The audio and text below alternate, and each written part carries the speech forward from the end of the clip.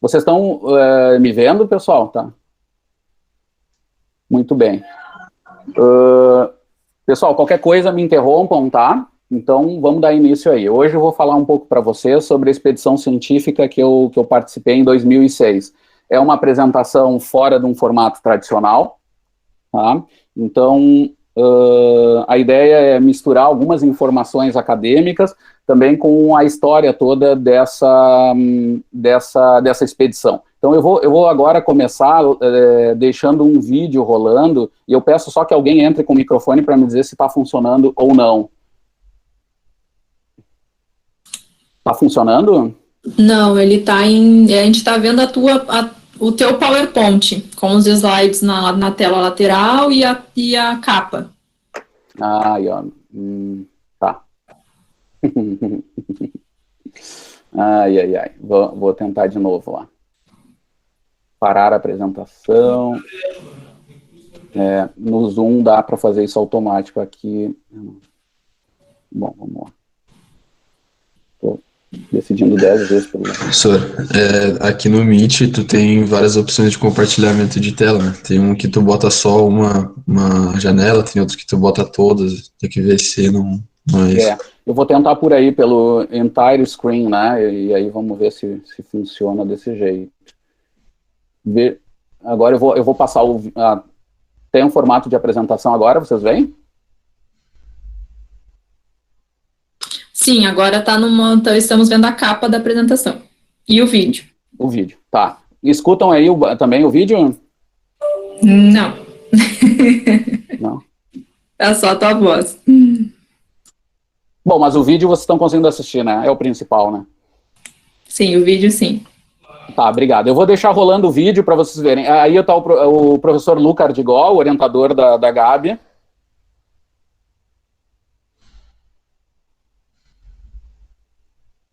Aí é do lado do aeroporto de Lukla. Vocês não estão escutando o barulho?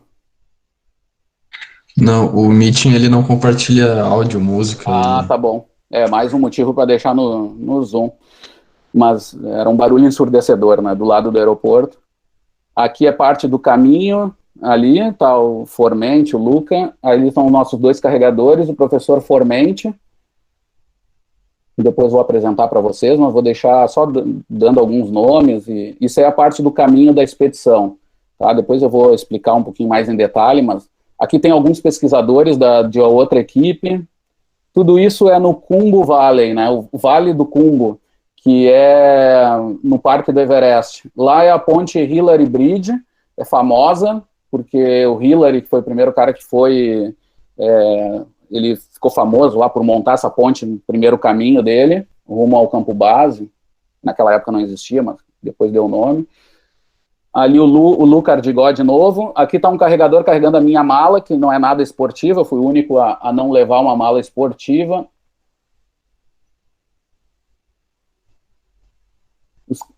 Esse é o Renzo Canova, era um guia alpino, montanhista italiano, que foi na equipe só para nos auxiliar, foi sujeito. Os iaques, né, que são espécies de vaca lá daquela região, que transportam carga também. Ali o pesquisador brasileiro apareceu rápido. Os carregadores usam esse bastão, é bem comum eles usarem. O professor Luca aí fazendo o registro da frequência cardíaca. Nós coletamos dados de frequência cardíaca nos caminhos. Aí é o caminho onde a gente fez o teste, tá, em Nantes Bazar. A altura era de 13.600, a altitude. E ali está o cara com a camiseta, com a barriga de fora, sou eu.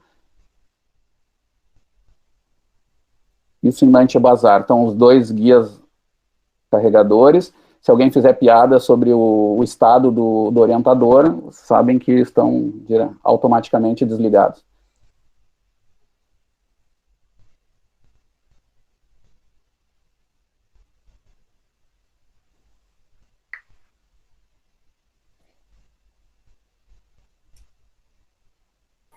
Olha o capitalismo aí, ó. Brincadeira. A bebida...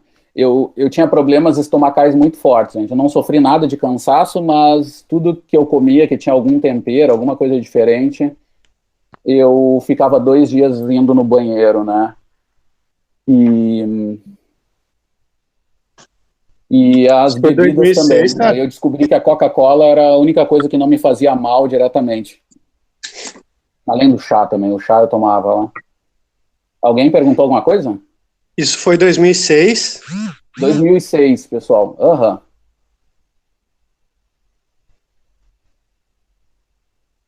2006.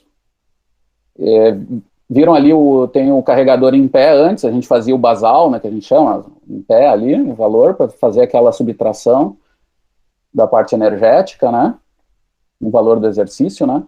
Ali estão os fios, tudo da eletromiografia. Isso aí é num trecho já no final, eu fiz alguns registros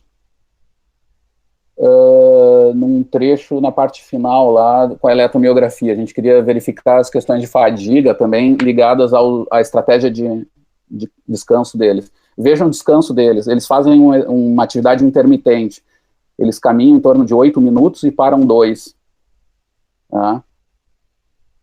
E eles carregam simplesmente tudo que vocês podem imaginar. O transporte humano ali é fundamental em toda a região. Um raio de 500 quilômetros na região do Himalaia, o transporte, mais de 95% é feito por transporte humano.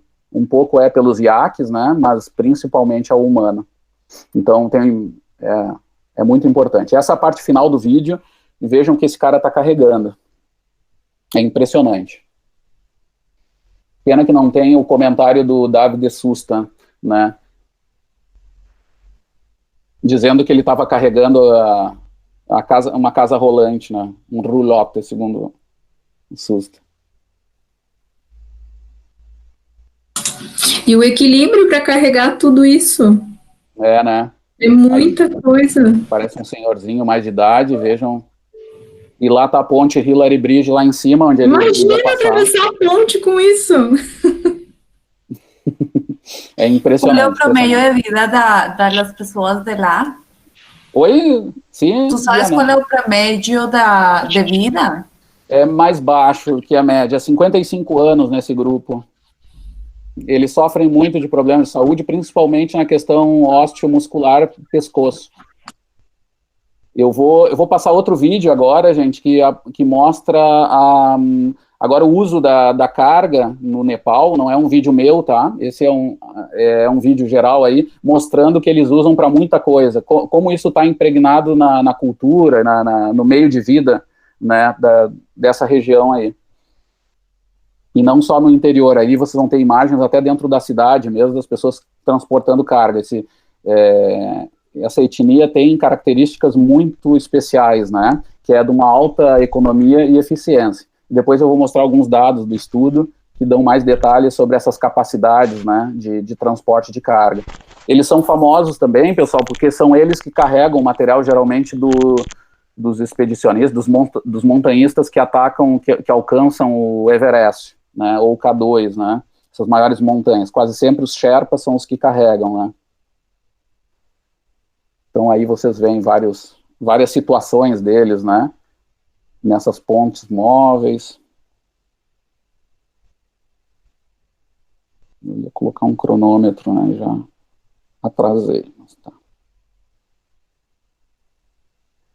Transporte de carga aí em situações instáveis, né, carregam simplesmente o que vocês puderem imaginar, eles carregam, né, fazem algum ajuste. Vejam ali a técnica com a passada um pouco mais curta, que já é uma estratégia de inclinação, por exemplo, nessa ponte, onde a inclinação vai aumentando logo, vão usando. E o uso do bastão, né? Vejam que esse bastão é importante, porque eles, a cada 8, 10 minutos, eles param 2 minutos. E eles quase sempre ficam num barranco, escorados, ou, vejam só, com o bastão, eles botam um bastão atrás da carga e descansam em pé ali, como está nesse caso ali à esquerda. Eles botam esse botco, o nome, atrás e fazem essa estratégia intervalada de marcha. Depois eu vou comentar com vocês também que a gente estudou, foi tentar entender por que dessas paradas, né? Porque qualquer montanhista usa como estratégia o exercício contínuo, né? E é muito legal a história do resultado que saiu, do porquê que eles param, assim, até onde a gente sabe, o que veio desse nosso estudo ali, é uma coisa que é muito legal, assim, mostra como a gente tem que ter, muitas vezes, humildade, assim, frente ao que a gente sabe, etc., porque o resultado foi, de certa forma, surpreendente. Rodrigo, tu lembra da resposta disso, não? Ou tu nem lembra dessa pergunta? Isso eu contava aí ao longo dos anos com o grupo, do porquê que eles paravam a cada 8 minutos, para os antigos, assim, acho que tá o Rodrigo e o Jorginho aí, né? Não me lembro.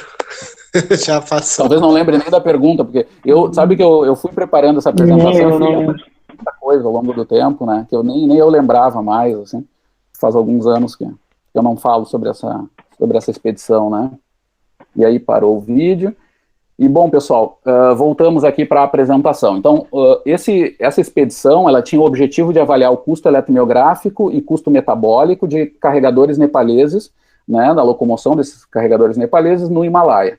Tá? Ela foi um projeto desenvolvido com a Academia Nepalesa de Ciência e Tecnologia, junto com o Conselho Nacional de Pesquisa italiano, o TNR, né, no comitê de alta cota, que eles chamam, de altitude, que é o EVI Capa2. Tá?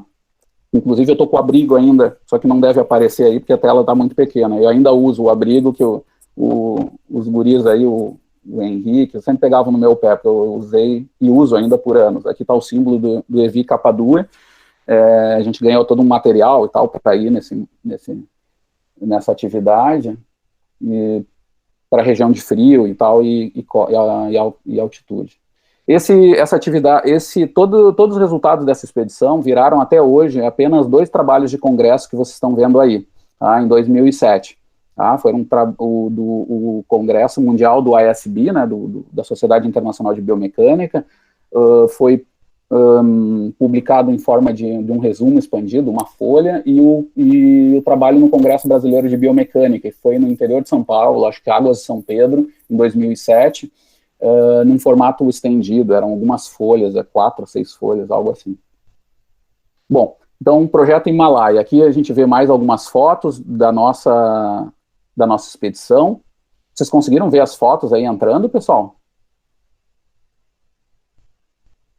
Sim, conseguimos.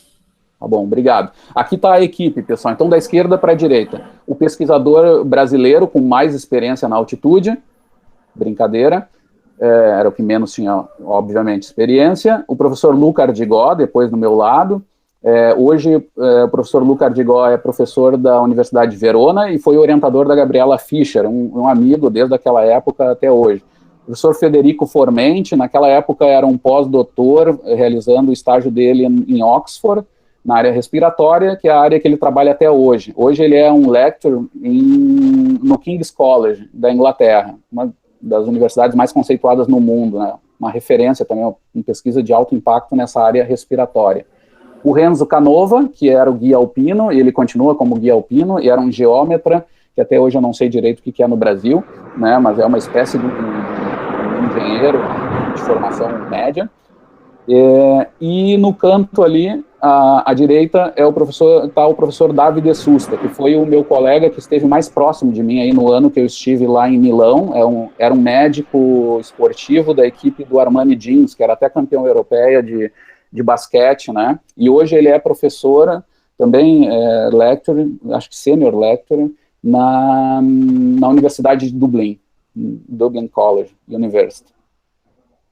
Muito bem. E, claro, além dessa equipe, tinha um coordenador de toda a equipe, que foi a pessoa que me convidou para participar lá, que era o meu orientador no meu estágio de doutorado, que é o professor Alberto Minetti, né? Ele está sentado ali, esse era um dos meus primeiros dias em Milão, no meu espaço. Eu tinha uma sala inteira, tinha até um corredor todo para mim, onde ali estava o meu computador e o chimarrãozinho, onde ele provou ali, e ele me deu uma das melhores respostas até hoje que eu já ouvi sobre o chimarrão, porque os gringos geralmente odeiam, né, mas ele foi do jeito dele, sempre muito elegante, e me olhou assim e me disse, olha, eu acho que com o tempo, eu acho que a gente pode se acostumar com essa bebida, né, sendo muito otimista, assim, né.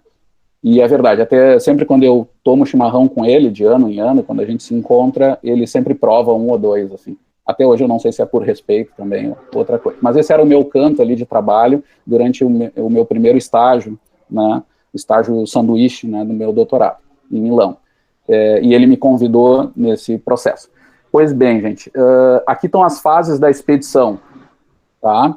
Então, lembrando que o Nepal fica encravado entre a China e a Índia, né, onde tem ali a região dos Himalaias, né, toda aquela cadeia de montanhas que é a maior do mundo, onde tem a montanha mais alta do mundo, que é o Everest. Nós fomos na região ali, seria o nordeste do Nepal, nós vamos ver depois com o mapa em detalhe, onde há esse parque do Everest, né? Então eu até brinco que eu fui no Everest, eu não estou mentindo, mas não fui na montanha, eu fui no parque do Everest, na verdade, onde fiz as coletas, e o máximo que eu cheguei de altitude foi a 5.100, mais ou menos, né? E as coletas foram feitas a 3.600 metros de altitude, tá? Mas aí estavam as 3 fases. Katmandu, que é a capital do Nepal, foi onde nós nos encontramos no primeiro momento. Aqui tem um mapinha, então, um pouco mais detalhado da região de Katmandu, né, que está na região central do país, ali, que está marcada, e depois o retângulo cinza, que é a região das montanhas, que a gente foi por via aérea, e dali a gente fez alguns dias de caminhada nessa expedição.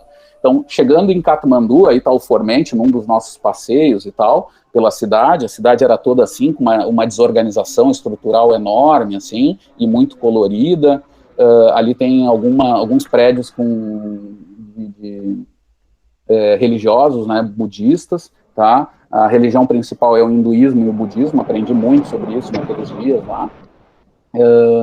E, bom, nos encontramos em Katmandu para realizar o encontro dos equipamentos com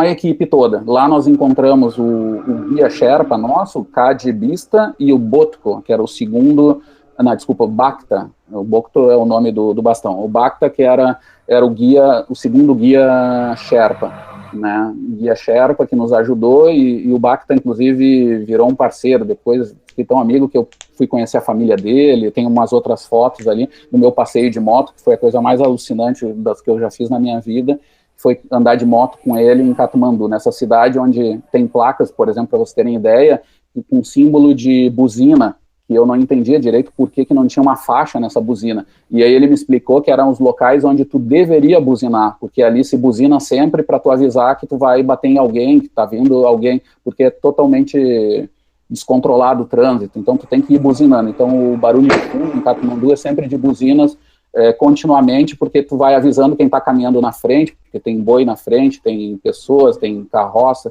tem de tudo, né? Pois bem, aqui, então, de Katmandu, nós fomos para Lukla, né, que é o aeroporto mais perigoso do mundo, a 2.800 metros, e aqui já tem umas histórias bem engraçadas do aeroporto. O aeroporto de Katmandu parece com a rodoviária de Porto Alegre, um pouco piorada até, né? Ali a gente avistou o Everest, então aqui não está muito nítido, mas avistamos o Everest de bastante longe, e tinha uma característica bem legal dessa viagem.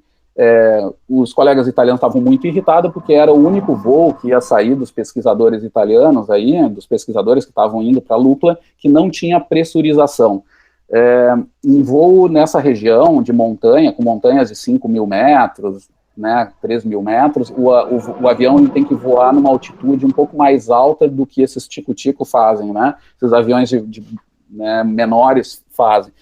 E sem pressurização, tem um grande problema de pressão. Então, eles estavam muito bravos porque estavam usando o low cost nepalês, né, por isso.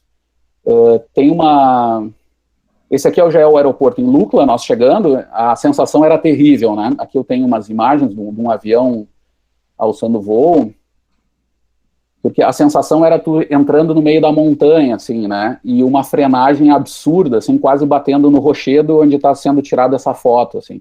Então eu achava muito divertido, mas meus colegas não achavam tanto, os italianos, né. Aqui tem uma foto de dentro do avião, onde dizem que o piloto era vesgo, e nós tivemos um problema nesse voo. Na primeira arrancada, o avião não voou, o motor parou no meio e aí tivemos que parar o avião, né? Engraçado foi que nós paramos e ficamos do lado da pista, não sei se eu tenho uma foto aqui, não, esse aqui é o outro, mas o engraçado foi que, enquanto todo o tempo que nós estávamos no pátio, a única pessoa que mexeu no motor foi a aeromoça. Isso nos deixou bem preocupados, né? Ela mexeu no motor, voltamos, e o avião arrancou. Aí, antes do avião arrancar também, eles nos deram lá o material que eles diziam que era o serviço de pressurização, que eles chamavam. ou despressurização, não sei, era alguma coisa ligada à questão de pressurização. E o que era? Era uma bandeja com algodões. E aí o pesquisador italiano só me fez um símbolo dizendo assim, ó, coloca nos ouvidos porque é a tua única proteção para não romper o tímpano, para não ter problemas com esse voo. Como se fosse adiantar isso, né? Depois eu fui ver que isso não adianta muita coisa, é mais psicológico e tal. Aqui tem um outro voo, só para vocês verem com um pouquinho mais de emoção o que é sair e chegar nesse aeroporto que é o mais perigoso do mundo, né, de Lukla. Era engraçado, porque o avião tinha que ficar parado, porque ele ficava acelerando muito, ele ficava como se guardasse uma energia potencial, e aí arrancava desesperadamente, e o avião, às vezes, ele andava reto, como esse, já fazendo uma curva louca para não bater na montanha à frente, às vezes ele caía um pouco, assim, então era uma sensação bem boa partir e chegar nesse aeroporto. Pois bem, de Lukla, pessoal, nós caminhamos alguns dias. Em Lukla, nós fizemos uma coisa que eu me lembro que na época eu fiquei muito chateado, né? Que era, nós tivemos que escolher os carregadores. Então tem algumas fotos, assim, ali num vídeo anterior, tinha muita gente do lado do aeroporto, e os carregadores ficam ali esperando serem chamados e serem escolhidos, assim. E o que acontece? Nós escolhemos 5, nós éramos 5 integrantes, né? Então, para cada carregador, carregava o nosso equipamento. Isso me deixou bem chateado no início. Mas essa chateação durou mais ou menos meia hora. Quando eu notei que, eu disse, por exemplo, meu notebook sou eu que carrego, que era uma questão que eu achava, isso aqui está parecendo um safari na África, e estou usando essas pessoas e tal. Mas depois que eu notei que eu carregando meu notebook, que era um trambolho mesmo, depois vocês vão ver mais foto, na mochila, eles andavam bem mais rápido do que eu, e eu já não tinha mais ar para respirar durante essa primeira meia hora. Eu parei com a minha chateação e entreguei o notebook também para o cara carregar. E, bom, e assim fomos durante alguns dias, parando em lodges, que são uns hotéis bem simples no meio da montanha. De qualquer jeito, o trecho, gente, vocês podem ver na figura aqui, era bastante longe do campo base, né? Nós fomos até Nantes Bazar só, e vejam que o campo base está lá no alto da figura, o Monte Everest. Então nós não chegamos perto dali. O que nós chegamos foi em Lobucha, né? Que foi uma caminhada que a gente fez para conhecer a pirâmide lá do Nepal. Mas os testes todos foram feitos em Nantes Bazar, né? Naquela altitude de 13.400, e as coletas foram um pouquinho mais altas, ali, a 13.600. Aqui era fotos do caminho, a gente sempre parava nesses lojas que tem essa cozinha tibetana. Ali tem uma mistura da cultura tibetana com a indiana, tá? Então muitos tibetanos, vocês vão ver assim, então tem feições assim, misturadas. Tem escritos do sânscrito nessas paredes ali, né? Essa é a linguagem ali, que é a base também da língua indiana e da nepalesa. Aqui uma foto com um carregador. Aqui eu tive que tirar foto da foto, gente, porque eu tinha que, só para deixar visual, ali o professor Luca usando bastões, que eu fui conhecer, assim, ele tinha dor no joelho, e usando esses bastões ele não tinha dor. E dali também foi outro motivo, em 2006, que eu comecei a ver que era interessante usar esses bastões, mas eu não usei no caminho, né, como só o professor Luca usou. Aqui tem uma moça levando seu filho, né, eles levam exatamente tudo com essa forma ali. Então aqui a gente pode ver mais claramente a estratégia de carregamento, né? É uma faixa colocada na cabeça, entre a testa ou mais alto na cabeça, e o peso todo colocado numa cesta atrás ou algum suporte, mas geralmente é uma cesta. Tá? Ali está o professor Davi de Susta junto. Esse aqui é o Botko, o Batka, desculpa, o guia alpino, que depois fui conhecer a família e conversava muito com ele, e com o cadibista, né, também, que me contaram muito da cultura deles, e foi algo impressionante. Aqui a foto com o Batka, depois, na volta, quando ele me fez o passeio de moto, né, que foi a coisa mais espetacular, e almoçamos também, onde a gente comia no chão mesmo ali, e tinha uma alimentação que quase sempre eu sofria muito, né, e ali eles me dando algum álcool da região, né? Eu tomei uma cerveja, né, de cevada também, local, era tudo coisas muito fortes e tal. Ali estão os filhos do Batka, que, bom, tem contato até hoje. Outra característica dessa expedição, pessoal, é que nós entramos num país que estava em guerra interna, tá? Havia uma guerra, e partes do país estavam tomados pelos maoístas, que eram os comunistas patrocinados pelos chineses, né? e nós entramos nessa República Popular do Nepal, digamos assim, e essa foto é já na volta, tá? Mas na ida, quando nós encontramos essas bandeiras, ninguém tinha nos comentado dessa coisa. A gente também, bom, eu pelo menos não fui estudar muito, né? Mas de qualquer jeito, a gente nos foi pego de surpresa quando apareceram as duas bandeiras no meio do caminho, dizendo bem-vindo com taquara, como vocês podem ver, bem-vindo à República Popular do Nepal, vocês têm que pagar um certo valor e temos que ver o que nós vamos fazer. E os caras com armas, apesar de não aparecer muito, depois vocês vão ver que tem a criança junto, e os italianos muito apavorados, né? E eu no início, bom, eu segui bem a orientação deles, e eles me diziam, não olhem nos olhos, cuidado, porque eles podem disparar e tal, tinha um discurso assim, e eu notei que eles não pareciam tão perigosos assim. Bom, resumindo, na volta, eu fui falar com eles, e aí eu comentei que, não sei se eu posso dizer aqui, senão podem me invadir a live, né, mas eu era do partido, eu era um comunista do Brasil e tal, a tal ponto que eles me serviram um chá e me fizeram sentar na mesa com eles, e os italianos passaram e me viram desse jeito que vocês estão vendo, sentados com eles, eles estavam muito bravos comigo, né, porque eu não podia falar com eles e tal, porque eles eram os guerrilheiros e tal. Mas não era assim mesmo, depois vocês vão ver outra foto, eu estou segurando a bandeira com eles e tal. Não foi tão triste. Aqui é uma outra foto deles fazendo o descanso, né, usando o bastão. Foto do caminho. Aqui está a ponte Hillary, né, da onde a gente viu o vídeo do cara carregando a casa dele nas costas. Bem no fundo está o Ardigoma, não se vê bem, mas de qualquer forma nós subimos lá naquela ponte Hillary, onde tinha um caminho enlouquecedor, assim, eram horas de trajeto, assim, numa inclinação entre 30% e 40%, que é uma coisa assustadora. Muito bem.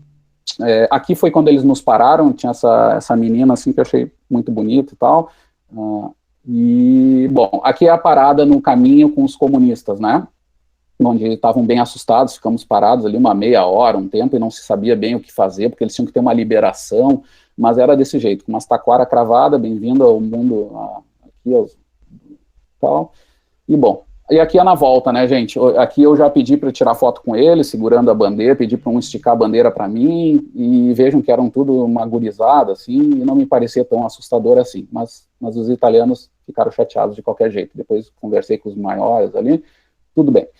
E, bom, continuando, pessoal, por que nepaleses, né? Então, como eu comentei, eles têm características de marcha extremamente diferentes. Inclusive, se sabe que já tem adaptações até genéticas, que é um pouco estranho, mas é uma espécie de uma deriva genética que mostra que esses caras, eles têm adaptações que são bem importantes. Mas, claro, obviamente, o meio ambiente afeta demais. Eles, desde criança, usam a forma de locomoção com carga como algo muito comum, né? Aqui a gente vê a técnica deles, de novo, usando bastões, nesse terreno irregular, né? Um outro vídeo mostrando aí as estratégias, vejam o descanso deles, de novo, essa questão intermitente. Vai aparecer mulheres também carregando, aí está uma moça. Então, todo mundo trabalha aí com esse carregamento de cargas. Até porque esse trecho é um trecho bem... pro caminho do Everest, né? Então, é bem importante aí. Crianças carregando carga, desde criancinha tem essa atividade, e bom, num artigo publicado pelo professor Minetti em 2006, na primeira expedição, né, da equipe do professor Minetti, eles haviam observado que provavelmente a estratégia de carga com a cinta na cabeça trazia um melhor equilíbrio para eles, existia mais estabilidade dinâmica com a marcha. Eles colocaram um sensor no tronco e observando isso, porque a linha de força da carga passava mais próximo do centro de massa, essa era a hipótese deles, e aí eles foram medir com esse sensor e deu diferença. O que eles lançaram naquele artigo, que nós íamos testar aqui, era que a atividade eletromiográfica do tronco na musculatura, que não está tão relacionada à produção de trabalho, mas sim a controle postural, estaria menos ativado com os Sherpas. Essa foi a nossa hipótese, tá? Que depois foi refutada, ou parcialmente refutada, né, porque a eletromiografia, no fim das contas, já trago aqui o resultado, ela mostrou que o custo eletromiográfico foi menor dos Sherpas, mas não só nos posturais, foi também nos propulsores, na musculatura propulsora também. E a gente achava que existiria algo a mais no postural. Mas o postural também foi melhorado, lembrar disso. Então, o objetivo era esse, comparar, né, o custo metabólico junto com o eletromiográfico, para tentar responder essa questão da postura, né, em carregadores nepaleses e montanhistas caucasianos, né, nessas inclinações altas. Usamos 5 em cada grupo, os 5 nepaleses eram nossos carregadores, e os caucasianos eram membros de outra equipe de pesquisa, e os nossos, o Federico Formenti e o Canova, foram sujeitos. Eu não entrei por questões de humildade. Foi até engraçado, pessoal, na primeira reunião, cada um em Milão, cada um mostrou, tinha que se apresentar e falar da sua experiência com a montanha, né? E aí o Gui Alpino já tinha ido para o Ama da Blanc, Monte Bianco, né? Mont Blanc, tinham montanhas, assim, um currículo notável. Meus colegas tinham coisas muito legais nos Alpes e tal, Cabana Margherita, que é um local famoso da fisiologia da altitude. E aí chegou na minha hora, né, e eu comentei que a minha experiência se resumia às dunas de cidreira, né, e o professor Minetti, sempre do jeito elegante, me olhou e disse, isso não deve ser tão alto, mas certamente é um paraíso. E eu falei, sim, certamente, cidreira é um paraíso, né. Muito bem. Então não tinha nenhuma experiência, pessoal, mas, claro, eu fui entrar na equipe para ajudar na parte eletromiográfica. Inclusive nas reuniões, lá uma reunião anterior do Minetti com um colaborador, eu estressei a questão que era importante usar a eletromiografia, e isso me ajudou a ser convidado para participar do projeto. Aqui tem um sujeito, esse era o sujeito mais forte, esse já tinha ido para o Everest, inclusive, mas ele não falava nem indiano, ele muito menos inglês, né? Ele, durante a preparação, pessoal, tem uma coisa engraçada, ele estava tão assustado que ele começou a soltar uma lágrima enquanto eu preparava ele, né, e tem características bem especiais dessas coletas aqui. E aí eu parei tudo, porque eu já não gostava desse distanciamento e tal, que era dessa relação de trabalho. Eles eram pagos para serem carregadores e ganhavam relativamente bem para aquela comunidade, apesar do valor, era algo em torno a diária deles era algo em torno dos 10 euros, era entre 7 e 10 euros, não lembro direito, mas era algo em torno disso, que eu achava muito pouco, assim, mas para eles era muito, né, então tinha que lidar com essa questão, até o ponto que esse cara começou a soltar uma lágrima durante a minha preparação. Aí eu parei tudo, chamei o guia e eu disse, não, eu tenho que aprender alguma coisa para falar com esses caras. Aí eles me ensinaram, eu até lembro ainda hoje de 2 frases, mas eu aprendi meia dúzia de frases para eu poder fazer uma comunicação mínima com meus sujeitos da coleta, porque era demais essa relação distanciada, assim, né? Até porque era muito, vocês vão ver depois que era um pouco agressivo, não invasivo, mas era agressiva os procedimentos. Aí eu aprendi a dizer Meronam Leonardo Ro, né, que meu nome era Leonardo, e Merodes Brasil Ro, que eu vinha do Brasil, né? E eles aprenderam também que eu sempre estava de camiseta, vocês vão ver ali umas atividades que eu tô fora, quando a temperatura fazia entre 0 e 5 graus, eu estava de camiseta, porque você sabe minha relação com o frio, quem me conhece mais, e aí eles me diziam que eu era o crazy man, né, e aí eu dizia que não, que eu era gaúcho man, e aí eles entenderam que gaúcho era louco em italiano, porque sabiam que eu era italiano, que eu vinha, né, de uma equipe italiana, e aí tinha toda essa confusão. E aí, da metade da expedição em diante, eu não era mais o crazy man, eu era o gaúcho man, e riam bastante, né, porque eu era o cara louco, porque andava de camiseta sempre. Bom, esse cara chorou, eu aprendi, conversei um pouco mais com ele, com o Bupal, se chama esse sujeito, e vejam ali a preparação, gente, nós usávamos, agora um detalhe, nós usávamos 16 canais de músculos, tá? Ou seja, chegavam 32 fios, né, porque em configuração bipolar, de alguma forma chegavam 16 informações de músculos, num equipamento que está colocado ali, a unidade de paciente, que era um EMG Pocket, né, que vinha num Palm Top, era a base desse EMG. E além disso, tinham também 6 sensores, 3 em cada pé, sensores foot switch, de liga e desliga, né. Bom, de qualquer forma, a gente ia colocar eles no pé deles, mas os pés deles tinham problemas de fungo, etc. Então a gente fazia toda uma proteção no pé para proteger o equipamento e, bom, proteger o sujeito de certa forma, e aí depois colocava-se o calçado neles e todos esses eletrodos, e aí tinha outra característica também. O banho não era uma coisa muito comum por lá. Por exemplo, para vocês terem ideia, o banho era mais caro do que uma diária no lodge. Por exemplo, o professor David, meu amigo, não gosta que eu conte, mas ele não tomou um banho sequer na altitude. Eu tomei 2 banhos em um espaço de 20 dias, né? E o banho também era uma tragédia, né? Mas tudo bem, isso era outra questão. Mas era extremamente caro, porque geralmente ali muita gente não tomava banho. E aí a gente tinha um problema para fazer a limpeza da pele da eletromiografia, para fazer o abrasão, né? A gente fazia o controle da impedância na pele, né? E por mais que a gente limpasse freneticamente, enlouquecidamente a pele, a impedância continuava sempre muito alta.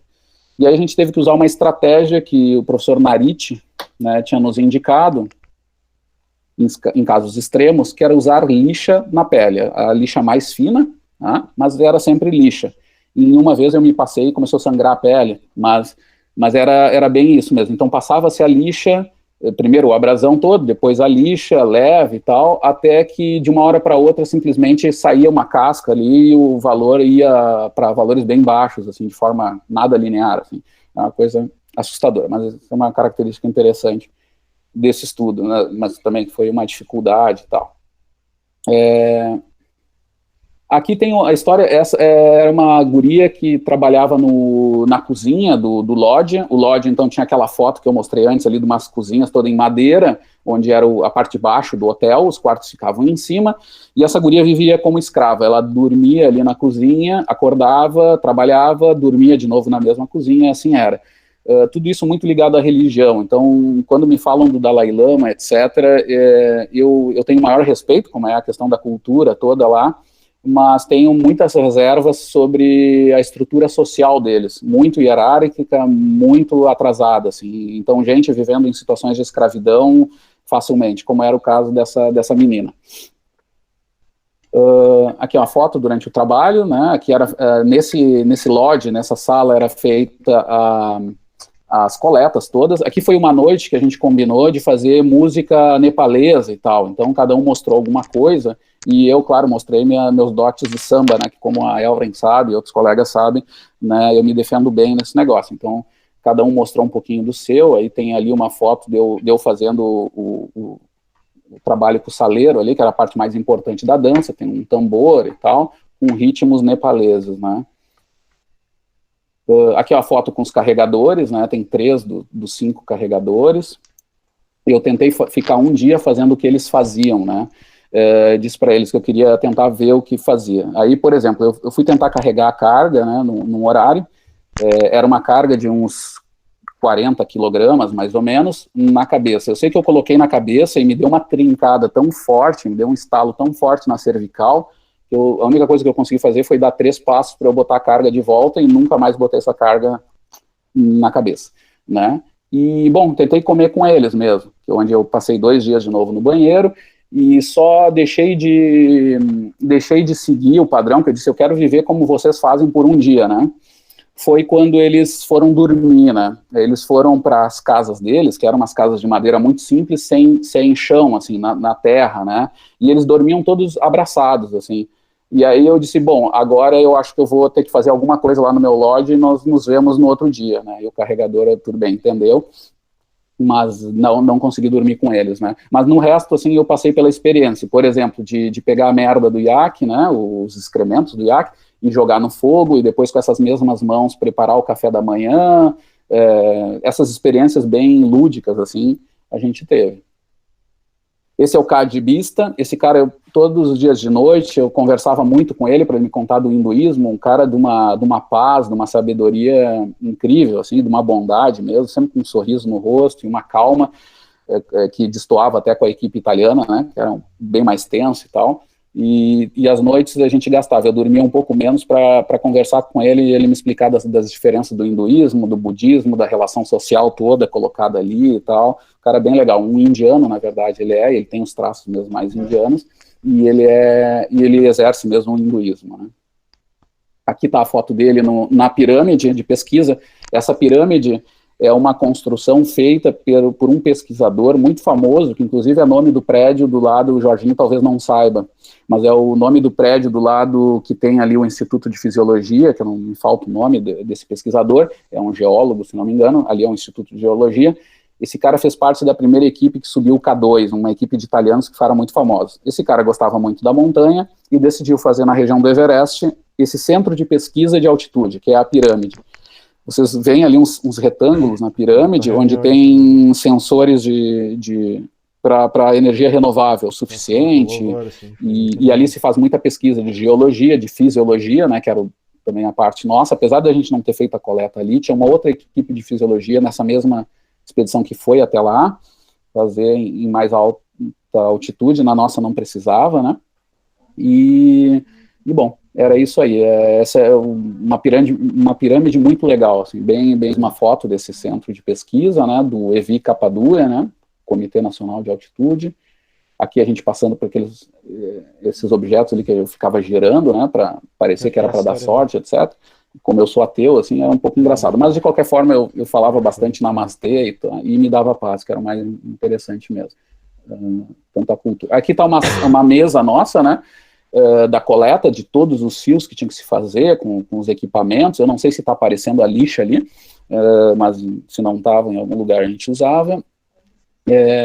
Num espaço bem reduzido, com um monte de restrição. Aqui estava o equipamento, o Garmin, tá, o GPS, onde a gente fazia análise da posição do corpo na altitude. E dali, a partir das variações da posição vertical do corpo, ao longo do trajeto, a gente estimava a potência mecânica, que a gente chamou de mínima, né, para calcular a eficiência mecânica também do exercício, onde o Minetti já tinha observado anos antes, nos artigos clássicos de 93, 94, que a maior causa ali da geração de trabalho nas inclinações é devido às variações da energia potencial, né, a altura do corpo. Usamos analisador de gases, o portátil, o Cosmed 4, né, então ali tem a foto com Enzo Canova durante o teste. Aqui está a minha parte, toda a preparação. A gente levava um dia para fazer um sujeito, era de tão trabalhoso que era, né, todos os procedimentos. Então tinha limpeza, colocação de eletrodos, dobras cutâneas, depois, porque a gente usava esses dados para estimar esse custo eletromiográfico, nós ponderávamos o valor da eletromiografia por isso, a mensuração da impedância nos 16, né, músculos, testagem dos eletrodos também, que não era uma coisa simples, funcionava, não funcionava, era um protótipo, inclusive, e eu tenho más lembranças, tá? Mas era um protótipo, tem que deixar declarado isso, né, do equipamento, que era da marca BTS, que nos foi emprestado, assim como os K4, nós tínhamos 2 K4, todos emprestados também, em negociação do professor Minetti com o BTS e com o K4, que eram italianos, e bom, o dono mesmo da BTS é um amigo pessoal do professor Minetti. E, bom, colocação no final ali tem só a colocação do analisador de gases. Tá, aqui tem os músculos usados, 16, eram 8 músculos posturais e 8 propulsores. Tá? Eram músculos da loja anterior, do tronco, posterior, então tinham eretores, né, da espinha, tinham os abdominais, tinham os músculos extensores de joelho, flexores, tinham os grupos principais ali para ter uma análise geral dessa atividade eletromiográfica. O experimento foi feito a 22% de inclinação em média, numa distância de uns 400 metros. Eram feitos a subida e a descida, com carga e sem carga, ou seja, eram 4 testes, né? Com carga, sem carga, subida e descida, né?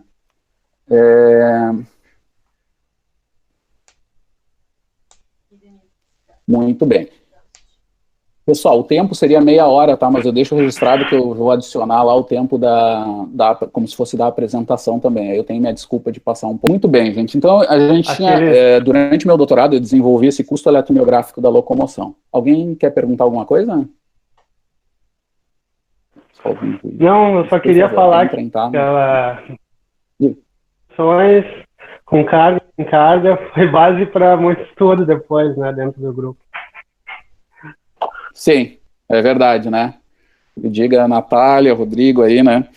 É verdade. O mestrado da professora Natália e a iniciação científica do Rodrigo depois envolveram continuidade desses trabalhos aí, né?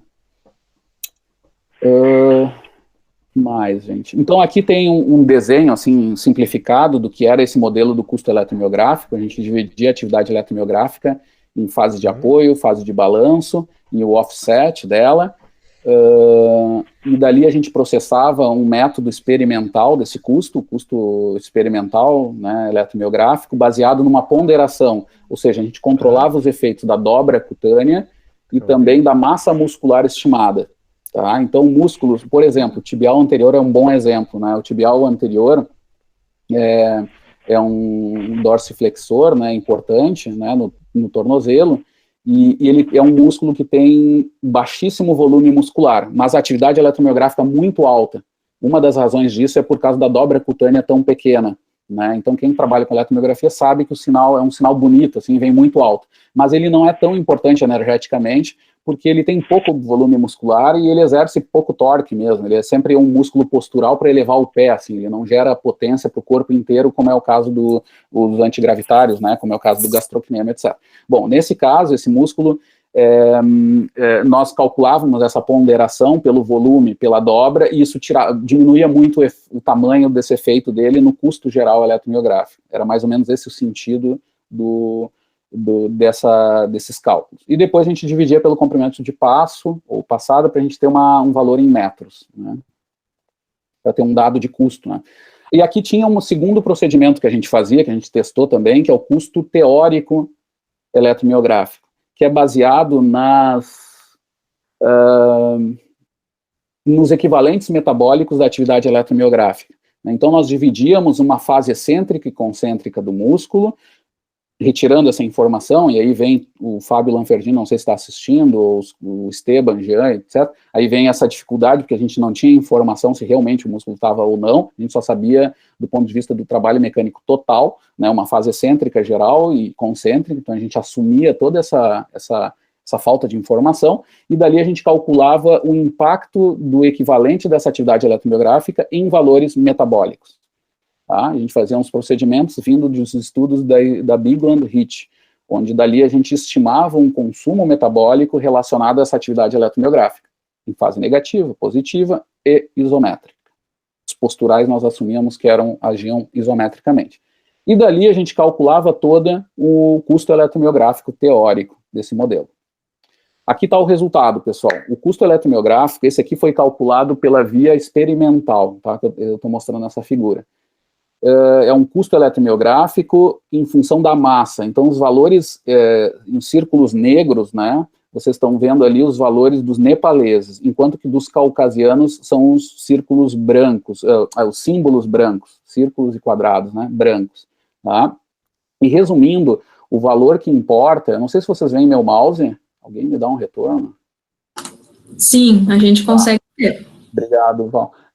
A diferença maior, gente, aconteceu nesse par de comparação aqui, que é do nepalês em fase de subida, ou seja, quando eles subiam com carga, ou seja, fase mais difícil, versus caucasiano na subida com carga.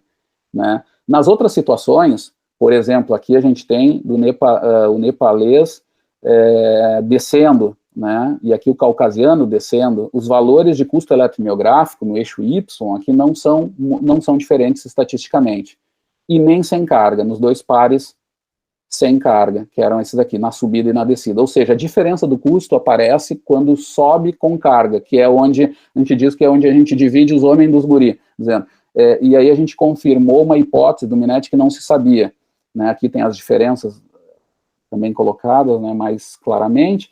E a hipótese do Minetti era que a grande diferença aconteceria só no uphill.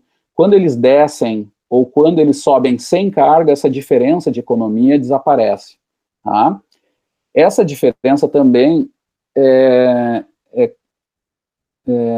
corroborada pelos valores de eficiência. Tá? Os valores de eficiência aqui desse triângulo é a situação com carga dos caucasianos subindo. Tá? E a gente vê que o valor está menor mesmo, a eficiência dos caucasianos descem, ou seja, a economia e a eficiência estão pioradas nos caucasianos, ou de outra forma, os nepaleses está melhorada, né, nessa situação específica, que é a situação limite de carga, né, que é onde tem um limite metabólico ali do exercício, que é a subida com carga. Tá? Então, os resultados confirmaram os achados de Minetti, de 2006, e confirmaram também que sem carga e na descida essas diferenças desaparecem. Com o estudo do Minetti não se sabia ainda sobre a questão da carga. E a atividade eletromiográfica mostrou essa diferença, mas mostrou uma outra coisa interessante, que a potência eletromiográfica, ou seja, que é a maneira tradicional que os biomecânicos avaliam, e às vezes nem sabem que é um sentido de potência, né? Quando é na unidade do tempo, que é quase sempre registrado assim, essa atividade eletromiográfica, ela é semelhante dos nepaleses com os caucasianos. Só que a diferença é que os nepaleses vão muito mais rápido na subida. Então, eles ficam por menos tempo nessa atividade eletromiográfica. Portanto, o custo eletromiográfico acaba dando diferença. O custo eletromiográfico do nepalês acaba sendo bem mais baixo do que do caucasiano. Tá? Então, são mais eficientes. A carga era 40 kg, eu falei um pouco rápido, pessoal, mas só para...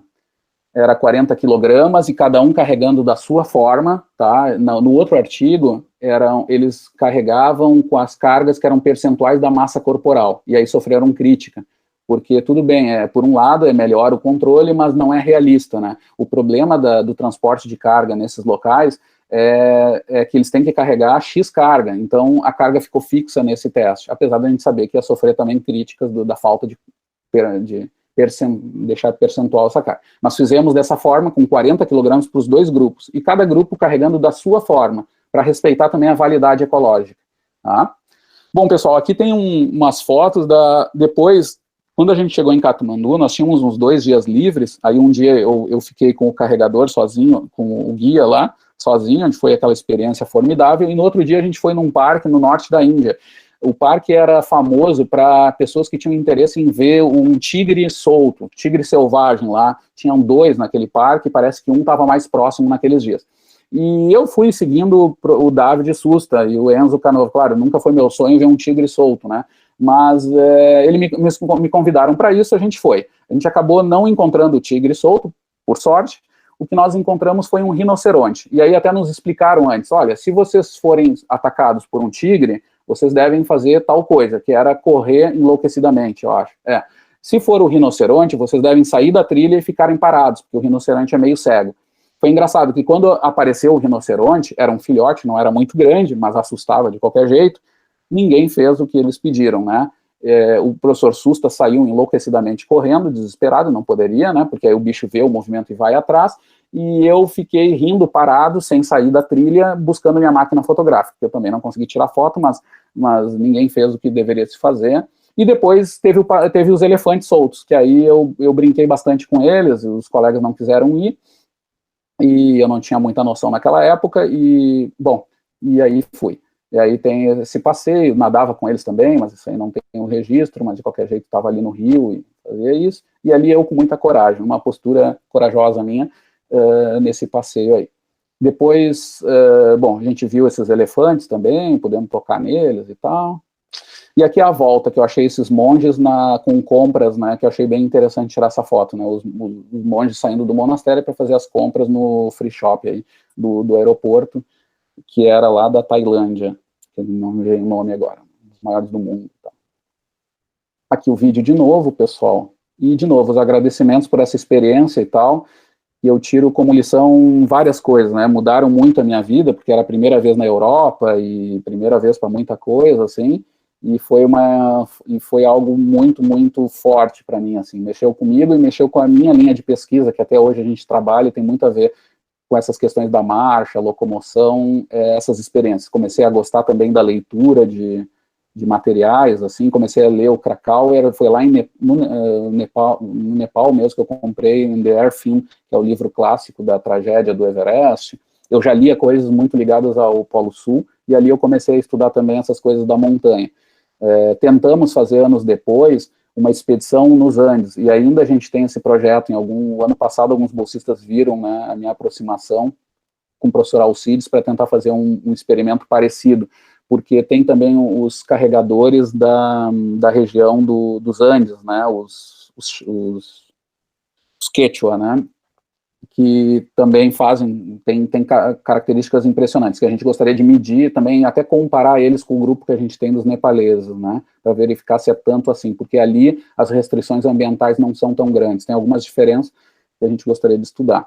Mas tem ideias, o próprio Henrique mesmo, o nosso mestrando, agora teve uma ideia, mas não na altitude, né, na região da Amazônia, ele me mostrou ali grupos que fazem carregamento de carga de forma parecida, e a gente está sempre atrás disso, apesar da dificuldade, claro, de encontrar isso e as dificuldades que vocês podem ver, de ter uma estrutura para acontecer isso, né. Hoje acho que a gente tem mais chance do que naquela vez que eu propus há 10 anos atrás, né. Mas são coisas muito interessantes, impactantes aí que vocês podem ver, e tem muita história sobre questões culturais mesmo. Na época, por exemplo, tinha o movimento do Tibete livre, né, por causa das Olimpíadas na China, e era muito engraçado, assim, porque é um movimento muito forte, crítico, e contrastava muito com a experiência que eu tinha tido, assim, fora a questão política. Era muito engraçado, porque no grupo maoísta ali, onde a gente viu as crianças, etc., ali começava um processo de dar escola para todos terem... Uma das coisas que mais chocou, deu enfrentamento, foi a decisão de que os Dalai Lamas não podiam ser o dono de todas as terras, assim, e as pessoas tinham que ter um direito a uma terra mínima. Essas coisas também foram demonizadas e tal. Também não era muito fácil a situação do outro lado, mas bom, resumindo, depois do fim dessa guerra civil que teve eleições, e hoje os maoístas têm o poder, inclusive, eles têm um maior poder ali, porque realmente que tem propostas mínimas de educação e saúde para todos, né, sendo que no sistema dos Dalai Lama, que era fortemente ligado à religião, era muito longe disso, as pessoas viviam como escravos, com baixo índice de educação, baixo índice de saúde básica, né. Então, assim, aprendi muita coisa, pessoal, e eu acho que é isso. Teria muita coisa para falar, mas pela questão de tempo também fico por aqui. Aprendi o Namastê, que é uma espécie de obrigado, ou Namaskar, que é mais além, significa outras coisas. Muito bem.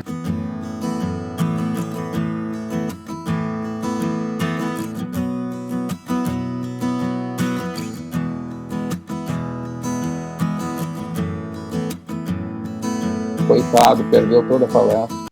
Alguém conhece o Max? Não conheço. A gente tá vendo o teu PowerPoint, Tarta. Ah, vocês não me viam? Tu tá vendo ainda? A apresentação que ficou no PowerPoint. Tá, obrigado.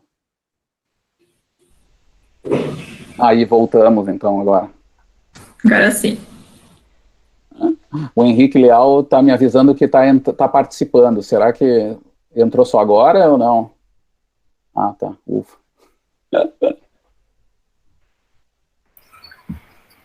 Pessoal, perguntas? Professor, eu achei muito interessante tudo aí que tu mostrou, já consegui visualizar algumas coisas aí, lembra das imagens que a gente conversou, né? Dá para ter umas ideias bem legais, assim. Eu tem aqui 2 perguntas, na verdade é curiosidade. Sabe com que idade eles começam a tarefa de carregamento? Criança, não sei bem, assim, mas o que a gente viu era muita criança carregando também como tarefa, como atividade da vida diária, assim. Vocês imaginem um raio de 500 quilômetros onde não tem estrada. Então, claro, até tem gente que usa helicóptero, tá? Tanto é que se sabe que cada vez está mais plastificada o montanhismo, né? Então tem coisas que é um desrespeito à montanha até. E aí eu conversei com os Sherpas, eles acham isso terrível. Mas a maioria do transporte não tem jeito, é nessas trilhas, nesses caminhos super sinuosos e irregulares. Então até o iaque não é tão bom, porque o iaque não faz trajetos e não carrega cargas tão altas em percentual. Os Sherpas carregam até 200% da massa corporal. Para vocês terem ideia, no nosso teste era 40 quilogramas, e eles pesavam 50 quilogramas, algo por aí. Então era perto dos 100% da massa corporal. É um absurdo, assim, porque a gente tem como regra de saúde pública, coisa assim, não passar dos 15% para crianças, né, tem um relato, pode ir até 20% e tal, tem uma discussão sobre isso. E quem faz montanhismo sabe que é terrível, assim, tanto é que as estratégias estão sendo sempre de ataque mais rápido, né, o Messner começou isso há 20, 30 anos atrás, com os ataques rápidos leves, né, Então eles vão quase sem equipamento para tentar fazer rápido esses ataques. Então carregar tudo isso é muito difícil, assim, é bem complicado. Segunda questão, não sei. A segunda questão é uma curiosidade. Lá no sistema de caça do hinduísmo, você não pediu para comer um churrasco de carne de vaca? Sim, eu comi não, na verdade, lá no local eu comi alguma coisa que passei muito mal, mas qualquer massa com algas, alguma espécie de algas tibetana que eles chamavam, me deixava bem mal, assim, né? Então eu comia ovo duro e massa sem molho, assim, esse era meu prato principal, né? Para não sofrer. Mas o churrasco, depois eu fui comer numa noite lá mesmo e foi assustador de ruim, né? Resumindo, né? Aí foi terrível. Os colegas em Katmandu mesmo, né? Não sei se eu tenho aqui. Até onde eu comprei de um cara uns objetos e tal. Mas eu não tenho aqui. O que eu botei só foram as bandeirinhas, né? Não sei se dá para ver daí, mas deve estar pequeno, né? Mas tem as bandeirinhas que tem lá os escritos deles do budismo lá. São uma espécie de cânticos e coisa. Tá. Não sei, dá para fazer pergunta também? Claro. Tá. Eu queria saber, e assim, ó, essa eficiência maior deles, tá? Seria atribuída à questão muscular mesmo, então adaptações musculares, assim, esse resultado que apareceu nas máximas cargas, e foi na máxima carga, né, que apareceu, e na subida, né? Assim, isso seria por questões da fisiologia muscular mesmo, é isso? Essa seria a atribuição? Isso aí, a gente chegou nessa conclusão que a eficiência muscular vai estar alterada, assim, e já tinham estudos mostrando, né, adaptações bem importantes deles ao nível celular, né, e está muito relacionado a isso. O que a gente só não descarta é que também a questão do equilíbrio é um outro fator. E aí eu já aproveito, Marcelo, sei que não tem a ver com a pergunta, mas eu acabei não falando no final daquilo, que é o seguinte, ou seja, eles têm também vantagem pela questão postural, apesar de não ser única, né, porque ela também está atuando ali, tá, porque os posturais ativaram menos mesmo. Agora, e já se sabia que a estabilidade deles era maior. Mas a questão é que, assim, quando eles carregam a carga aqui em cima, se paga um preço, né? Que é uma questão que também está ligada ao raciocínio evolutivo, que o André comentou ontem. Nós temos uma coluna vertebral que ela não foi feita, ela tem esse design em pirâmide, porque não é para carregar em cima mesmo, é para carregar embaixo, tem toda uma... E ali se quebra essa regra, né? Então, quando a gente fez, assim, é uma história bem legal, resumindo, foi assim, no caminho se discutia muito se eles paravam a cada 8, 10 minutos, eram por questões centrais ou periféricas, aí tinha muita discussão que remontava a fisiologia de base, forte, até que eu sugeri, no meio do caminho lá, da gente perguntar para eles, quem sabe a gente pergunta por que eles param, e eles não gostaram da ideia, isso aí não é fisiológico, a gente teria que medir tal coisa, então... Aí eu sei que no caminho eles gostaram da ideia, eu falei com o guia e, resumindo, fizemos um questionário, traduzimos, não validamos, tá, antes que alguém pergunte, não validamos nada, só traduzimos lá perguntando, tu para por causa de falta de ar, por causa de dor nas pernas, por causa de dor no pescoço, e aí deu que mais da metade, não lembro, 70%, 80% dos caras responderam que paravam por dor no pescoço e na cabeça. Ou seja, não tinha um elemento fisiológico, ali tinha a questão da máquina, né, mais do que do motor, limitando essa decisão de parar pela opinião, né? Então, ligado a essa dor que tem bastante sentido. E eles têm muito problema ortopédico mesmo, com esse suporte de carga, então também confirmou essa questão. Mas, voltando à tua questão inicial, sim, a principal razão ali da adaptação, ela parece ser do ponto de vista da eficiência muscular, não tanto da transmissão, apesar de saber que tem alguma importância e uma melhor estabilidade, né, por essa estratégia mais centrada, né? Pois isso aí que eu ia comentar agora, porque no início da tua apresentação, tu chegou até a comentar essa questão aí, e aí dá para se pensar que é a questão mais do motor mesmo, da célula muscular, mas esses outros detalhes aí que tu comentaste, de repente valorizaria, enfim, talvez essa questão da eficiência não seja tão óbvia assim, que seja apenas muscular, né? Isso aí. Eles têm uma adaptação até óssea diferente, tá? Tem vértebras maiores, por exemplo, tá? Por causa dessa carga, isso já está visto. Só que, como tu disse, são coisas diferentes. A economia e a eficiência, ela aparece principalmente devido à eficiência muscular, nível celular.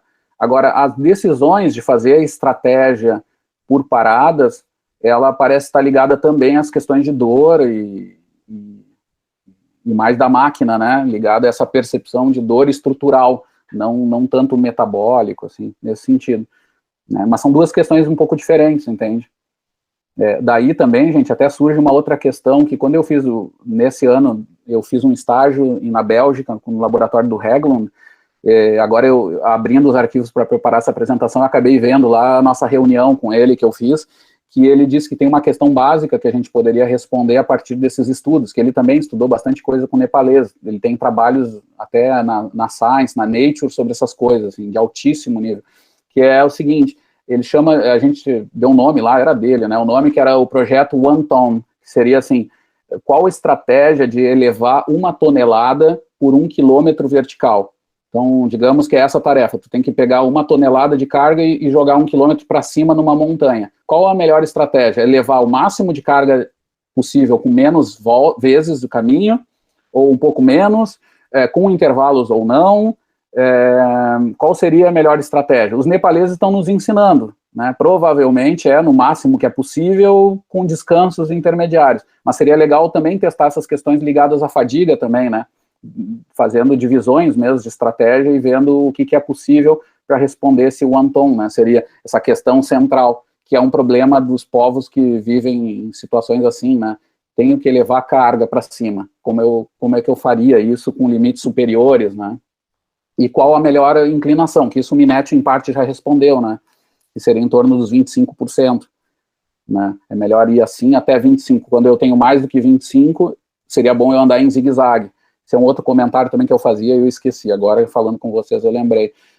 A gente via o seguinte, o iaque, por exemplo, quando tinha inclinações muito íngremes, esses bichos começavam a andar em diagonal. Tá? E isso vocês talvez tenham, alguém já visto alguma coisa parecida. Né? O que eles fazem? Quase sempre eles vão buscar esses 25%. Né? Porque a inclinação está acima dos 25%, aí tu vai buscar isso. Enquanto seja abaixo de 25%, eles vão reto. Mas quando passa dos 25%, eles começam a andar em diagonal, porque vão procurar essa inclinação ótima, né? Então, isso também estaria relacionado ao projeto One Ton, né? Em parte já se sabe, né? Mas teria que se testar, né? Outra questão, gente, assim, que eu divido com vocês, que ao longo dos anos surge de todos esses estudos nossos, que eu acho super interessante, é assim, eu sigo, desde o ano passado, não faz muito tempo, o Kilian Jornet, acho que é o nome, que é o maior montanhista agora atual, é o campeão mundial de montanha e de esqui de altitude, assim, coisas pesadas, assim, provas de muitos dias que eles fazem subindo montanha íngreme. Uma coisa interessante de ver seria ver se esse cara, como esse cara tem um problema energético ali a prova não é rápida, não é simplesmente fazer 1 hora, 2 horas o mais rápido possível, ele tem que fazer dias subindo. Então eles têm um problema energético de base, eles têm que também ter uma economia para poder fazer a prova, e ele fala isso no blog, ele tem horas de prova que ele faz em velocidade baixa, ele sabe que ali ele vai pela economia, ele sente, e depois ele acelera em algumas fases. Seria legal de ver também qual é a estratégia que ele faz pela velocidade ótima naquela inclinação. Hoje, com os dados que a gente tem de GPS, seria até fácil de ver essa velocidade ótima, pelo que o Minetti já estimou, versus o que eles fazem em prova, para ver se é próximo ou não. Né? Isso também é outra coisa que daria para se fazer, isso para o Cristiano aí, que não sei se já saiu, mas é uma das coisas interessantes de ver, quais as estratégias com essas provas. O problema nosso de base aqui no Rio Grande do Sul, já também trazendo, é que muitas provas ainda são no nível inferior, por causa não é tanta gente que faz, não fazem provas tão longas, assim, tem menos provas, né, deve ter, mas são menos provas nesse nível, assim, tão alto, né, mas seria interessante nisso, quando for mais horas, que tem a economia energética como um problema de base, poderia ser interessante.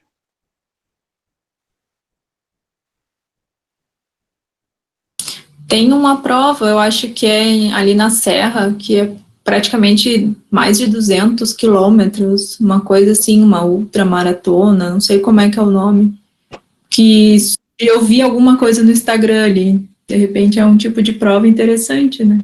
Sim, É verdade. E o papo que eu falo, eu me lembro que quando a gente pesquisou mesmo, foi no mestrado do Alex, e aí o Alex, a gente tinha um contato muito forte com o presidente da federação e tal, só que isso já se foram 5 anos atrás, não sei, vários anos atrás, e era difícil, eram só provas curtas, assim, e o nível era baixo, assim, eles tinham que fazer curta porque senão eles não tinham atleta. Eu acho que isso tem mudado mesmo, daqui a pouco já, então com essa prova aí já daria para testar essas coisas, pegar os dados de GPS e cruzar com aquilo que as equações do Minetti dizem, sabe?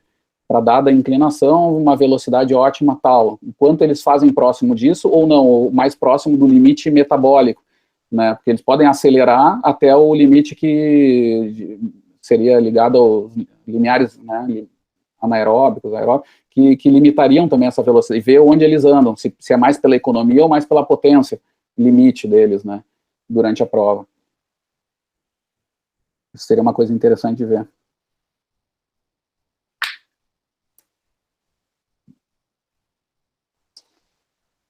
Ai. A Juliana não tem nenhuma dúvida, então eu vou perguntar, né? A gente faz isso, né? Pergunta para os bolsistas quando não tem nenhuma dúvida, a gente pergunta, né? O Esteban já deu um sorriso também, já se entregou. Juliana, tu pode pedir ajuda dos universitários. Qual é a eficiência do trabalho positivo na subida? Né? Tá ligado ao trabalho positivo, tá ligado a ações concêntricas, né? E a gente sabe que pela fisiologia muscular que elas são em torno de quanto o valor da eficiência. Se tu não souber, tu pode pedir ajuda para o Estevam, né? Eu vou pedir ajuda, porque essa informação específica eu não gravei. Tranquilo. Não, e eu até nem falei mesmo na apresentação, é mais sacanagem ainda, passei reto pelo Jorginho, só se grita, né? Então a Vivian pode te ajudar, o Esteban, né? Eu estou em dúvida entre, se não me engano, era 1,15 ou 1,25, 25%, 15%, uma coisa assim. Chegando perto, né? Tá ficando quente, a gente pode... É isso aí, é 25%, né, de eficiência. E tem uma coisa, acho que é aquele gráfico que mais complica, mas vamos ficar por aqui. O interessante é ver que desse jeito que a gente mediu, só botando um GPS na pessoa e usando o analisador de gases, os valores de eficiência na subida, eles batem em torno de 25%.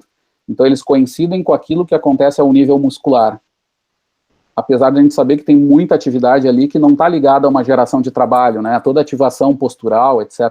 Mas é legal de ver que quando a inclinação é alta, e aí a gente vê que os propulsores ativam principalmente em concêntrica, né, encurtando, a eficiência fica bem na zona daquilo que acontece ao nível muscular. E na descida, também, bate também. E vocês lembram quanto é o valor? Dani Abreu, o Nil aí, que nem se botou aí no ele tá dando aula, tem essa desculpa. O Pedro, né? O Pedro tá aí, o Pedro com a Gabi, né, Jorginho? Não tem erro, né? Ali a Gabi já não responder, já viu, né? Né, Pedro? Quanto é a eficiência da descida, a eficiência mecânica durante a descida, né? Puta, eu vou ter que consultar os universitários, eu não me recordo. A gente não Mas tem o direito, né, cara? Imagina, esse jogo aqui é claro, tu tem o direito. Qual é o universitário que tu quer usar? Tu pode até escolher. O Jorginho tá do teu lado, não é nada, só que na minha visão aqui tá do teu lado. Até eu vou fazer um print para provar. Patrick deve saber. O Jorginho não vai saber, já tá se coçando, é porque não lembra, então não quero deixar ele mal só aqui. Meu Deus, olha meus alunos aí. Né? Ô, Tarta, deixa eu fazer uma outra pergunta. Assim, ó, então, então, assim, com a inclinação, usando o trabalho mínimo, já foi suficiente para dá para levar em conta o trabalho mínimo usando essa análise, então, na inclinação. Resumindo, é isso. Se eu fizer estudos de inclinação com trabalho mínimo, eu já estou no lucro. Sim, mas assim, ó, é uma garantia, mas não é a resposta final, tá, Marcelo? Porque a gente sabe que tem erros de ambas as partes, a eficiência, lembrando, é uma divisão, né, do trabalho mecânico lá, dividido pela parte metabólica, né, o trabalho mecânico dividido pelo custo metabólico. Então, o que acontece ali?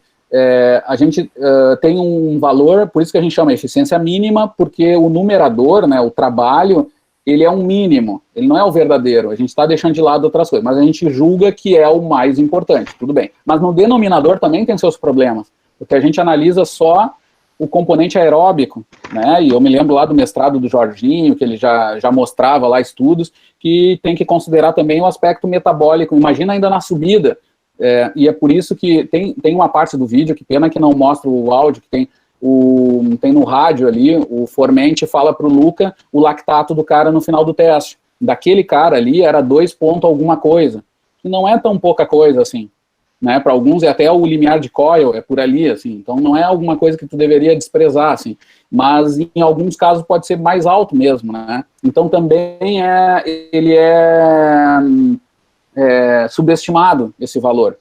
Então, daqui a pouco as coisas até estão se compensando. Teria que se testar melhor em laboratório para confirmar que essas coisas coincidem, tá? Mas, de qualquer jeito, ela bate com aquilo que a teoria indica, né? Seria uma eficiência geral, tá? Mas, de novo, como é uma questão de campo, do estudo de campo, é bem aceitável. Então, o Minetti tem feito isso, né, Jorginho? A gente sabe, os mais antigos sabem, tem feito bastante isso, é aceitável. Agora, para fins laboratoriais, se poderia ver coisas em mais detalhes, né?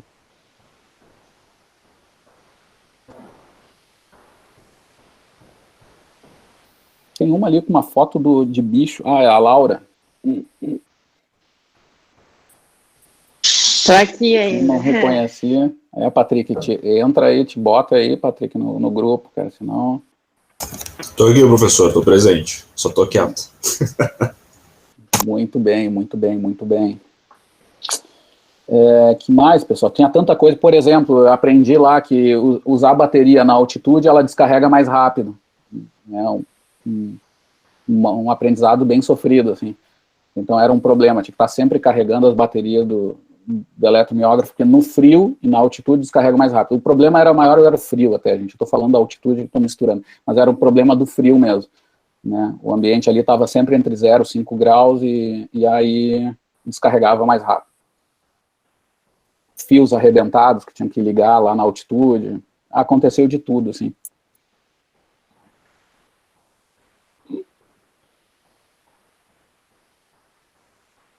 Feito, Edson, não tem nenhuma pergunta, aquela perguntinha clássica, tá do lado da Elren ainda. Sem mais perguntas. No further question, parece. Eu tenho mais uma terceira pergunta. Tartaruga, quando é que esse artigo vai ser publicado? Sempre fazemos uma homenagem, né, para o nosso querido professor Cruel. Esse artigo está sob a liderança do professor Minetti. E segundo o que eu percebo ao longo desses, quantos? 14 anos? Não, mais? 20... Quanto? 14 anos, né? 14 anos aí. É que as mensagens, elas não foram tão impactantes a ponto de publicar no nível que o professor Minetti vê, assim. Eu acredito que seja por isso, assim, tá? Mas tá com ele, assim, e segundo os outros colaboradores, a gente acha que deveria ser publicado. Essas mensagens, como eu falei ali, que, por exemplo, que a eficiência e a economia é específica para altitude com carga, era uma coisa nova já, e essa já mereceria só pela parte metabólica, mesmo. E a questão da eletromiografia também, né? Ela ajuda a explicar, apesar de não ser só postural, né? E acho que isso era uma hipótese muito forte do professor Minetti, era que o postural explicasse tudo, assim, que desse mais diferença do que desse nos propulsores, mas não foi o caso, né? E depois, olhando com mais calma, também era mais difícil, né, encontrar tanta diferença, assim, específica, né? Porque eles são muito treinados também, do ponto de vista propulsor. Então, não seria uma coisa tão simples mesmo. Mas a razão é mais ou menos por aí, cara.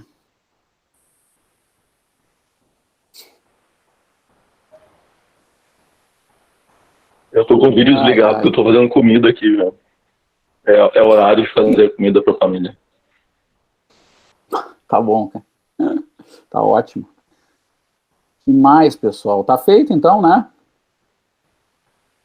Espero que tenha sido agradável. Para mim é sempre é uma coisa muito diferente e me fez lembrar muito, durante a semana me lembrou de muita coisa. E a semana que vem nós vamos ter outra atividade que vai me manter assim ligado às raízes do grupo, né? Que é o experimento que eu fiz nesse mesmo período em Milão, sob a orientação do professor Cavanha, né? E aí a gente vai ver também detalhes, também histórias ali envolvendo, claro que não são coisas tão diferentes como ir no Nepal e tal, mas vai ter também história que é relativamente exótica, também é legal de saber. Tá, mas aí vai ser em Milão. Buenas, pessoal. A Elren já está dando tchau. Então a gente encerra por aqui. André, nosso coordenador, pegou no sono? Tô aqui, Tarto. Eu mesmo vou encerrar. Tá? Nas próximas eu vou dar esse treino que o André começa, encerra, eu tento falar menos, tá? Mas dessa vez, como eu estou bem de metido. André, eu posso encerrar? Tu que manda aí. Para a gravação aqui. Ah, isso já.